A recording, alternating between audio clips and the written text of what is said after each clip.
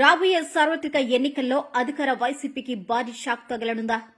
గత ఎన్నికల్లో పోల్చుకుంటే ఈసారి వైసీపీకి చేదు అనుభవం ఎదురు కానుందా అంటే అవును అనే సమాధానం వస్తుంది. ఇప్పటికే పలు సర్వేలు టీడీపీ అధికారంలోకి వస్తుందని డంకా బజాయించి చెప్పాయి.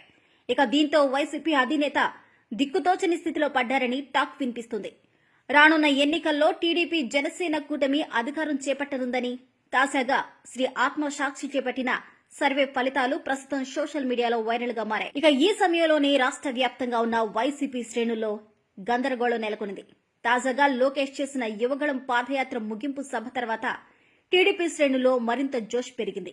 ఈ క్రమంలో టీడీపీ అధినేత చంద్రబాబు, యువనేత లోకేష్ ప్రజల్లోకి వెళ్లేందుకు కసరత్తు చేస్తున్నారు. వైనాట్ 175 అని డంబికాలు ప్రదర్శిస్తున్న వైసీపీ అధినేత జగన్ కు బిగ్ షాక్ తగిలింది. ఫేక్ సర్వేలతో మసిపూసి మారేడుకాయ చేస్తున్న జగన్ కు అసలు సిసలైన సర్వే గుండెల్లో రైళ్లు పరిగెట్టిస్తుంది. గత ఎన్నికల్లో 100% నిజమైన ఆత్మసాక్షి సర్వే ఇప్పుడు వచ్చే ఎన్నికలపై సర్వే ఫలితాలను బహిర్గతం చేసింది. ఈ మేరకు వచ్చే ఎన్నికల్లో ఎవరు గెలుస్తారో తమ సర్వే ఫలితాల ద్వారా వెల్లడించింది. హైదరాబాద్ వేదికగా పనిచేస్తున్న Indian political survey and strategic team ఏపీలోని అన్ని ప్రాంతాల్లో శాంపిల్ సేకరించి సర్వే నిర్వహించింది. ఇక తాజాగా నిర్వహించిన ఆత్మసాక్షి సర్వే ఏపీ రాజకీయాల్లో పెనుబాంబును పేల్చింది. టీడీపీ జనసేన కూటమిదే అధికారమని తేల్చి చెప్పేసింది.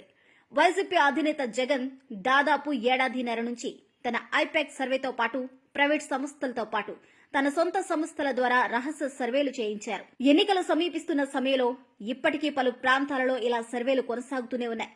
ఇక అలా వస్తున్న సర్వేలను నమ్మని జగన్ ప్రత్యేకంగా సామాజిక సాధికారత బస్ యాత్ర కార్యక్రమంలో రహస్య సర్వేలు కూడా చేస్తున్నారు. ఇప్పటికే చాలా మంది ఎమ్మెల్యేలపై సర్వే చేయించి వారి భాగవతాన్ని వారి ముందుంచారు. ఈ నేపథ్యంలో రాష్ట్రంలో వారి భాగవతాన్ని వారి ముందుంచారు. ఈ నేపథ్యంలో రాష్ట్ర వ్యాప్తంగా ఇన్ఛార్జీలు, ఎమ్మెల్యేలను ఒక ప్రాంతం నుంచి మరో ప్రాంతాలలో పోటీ చేసేలా మార్పులకు శ్రీకారం చుట్టారు. ఇప్పటికే 2 విడతలుగా చేర్పులు, మార్పులకు సంబంధించిన వివరాలను జగన్ స్వయంగా వెల్లడించారు. ఈ నేపథ్యంలోనే అధికార పార్టీ ఎమ్మెల్యేలలో అసంతృప్తి నెలకొనింది. అదేవిధంగా జగన్ వ్యవహార శైలిపై ఎమ్మెల్యేలు మండిపడుతున్నారు. దాంతో వారు చేసేదేమీ లేక పక్క పార్టీలోకి జంప్ అయ్యేందుకు సిద్ధంగా ఉన్నారు. అందులో భాగంగానే టీడీపీ అధినేత చంద్రబాబు కూడా మీడియా సమావేశాల్లో 40 మందికి పైగా ఎమ్మెల్యేలు తమతో టచ్ లో ఉన్నారని, అధికార పార్టీకి ఊహించని బాంబు పేల్చి వైసీపీని ఇరకాటంలో పెట్టేశారు. ఇక శ్రీ ఆత్మసాక్షి సర్వే వివరాలు చూస్తే ఈ విధంగా ఉన్నాయి. ఆత్మసాక్షి సర్వే 3-4 రకాలుగా నిర్వహించింది. టీడీపీ, వైసీపీ, జనసేన వేర్వేరుగా పోటీ చేస్తే ఫలితాలు ఎలా ఉంటాయి? టీడీపీ, జనసేన కూటమిగా పోటీ చేస్తే ఎలా ఉంటాయి? టీడీపీ, జనసేన, బీజేపీ కూటమిగా పోటీ చేస్తే ఎలా ఉంటాయి?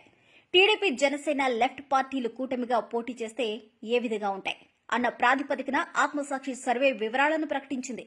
ఆప్షన్ 1 ప్రకారం టీడీపీ, వైసీపీ, జనసేన వేర్వేరుగా పోటీ చేస్తే టీడీపీకి 86, వైసీపీకి 68, జనసేనకు 6 సీట్లు వస్తాయని స్పష్టం చేసింది.